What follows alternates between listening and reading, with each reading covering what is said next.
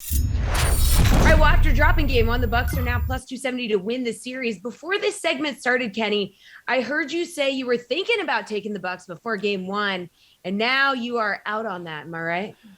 Yeah, I'm out. Look, I did want this price. I did think about, but look, I mean, the Bucks played really well in game one and still lost. And I think that, my main thinking with this series was, okay, the Bucks play good defense. They should be able to, to hold this, a lethal offense at bay. They did that. But again, their offensive struggles are just still present. Like all postseason long, this team has struggled to score the basketball.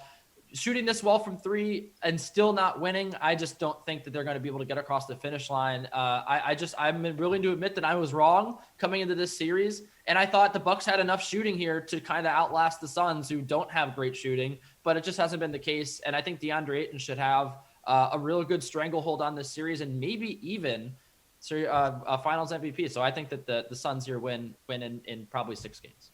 Jules, what do you think? Well, as tempting as it is now that Kenny is like calling the series over after game one, for Kenny to mush this, I can't put my money on the Bucks at this point.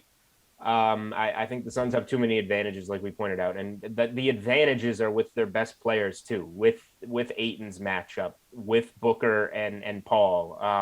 So the fact that the spot that they want to go with the ball is to all their best players here, and then just let the perimeter shooters shoot. Jay Crowder can't do any worse than 0 for 9 or whatever he was. So things can only get better. Like, I think you just got to get creative with different ways to keep backing the Suns here for the series. The Chris Paul minus 130 Finals MVP. The Suns to win game 2 and win the series. The Suns minus a game and a half. Whatever you're most comfortable with. Find ways to cut the series price down on Phoenix rather than chase a big number on Milwaukee. All right, Nick, you agree with the guys? Yeah, we're going to go 3 for 3 here. Like I said before, last night just kind of reiterated to me that I think the Suns are just flat out the better team. And when you factor in, Giannis not playing for a week and being a little bit rusty, that just, kind of tilts things in favor of Phoenix even more. It feels like the Bucks, they're kind of out of adjustments already. It's not like, other than Drew Holiday playing better, I guess, the rest of the series, I don't know what it feels like could go a lot more right relative to last night.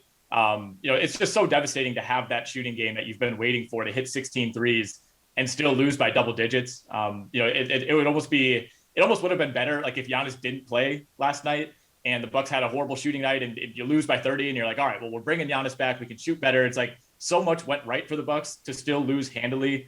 It is really, really difficult. So no, I got to stick with Phoenix right now. I know there's not a ton of value there. Like Julian said, you got to get a little bit creative. But it's just starting to feel, even though we're only 1 game in, and granted, if Milwaukee comes back and wins tomorrow night, all this completely flips and we'll be talking completely differently on the show. But it's starting to feel like, destiny is being fulfilled and Chris Paul is finally going to get this ring.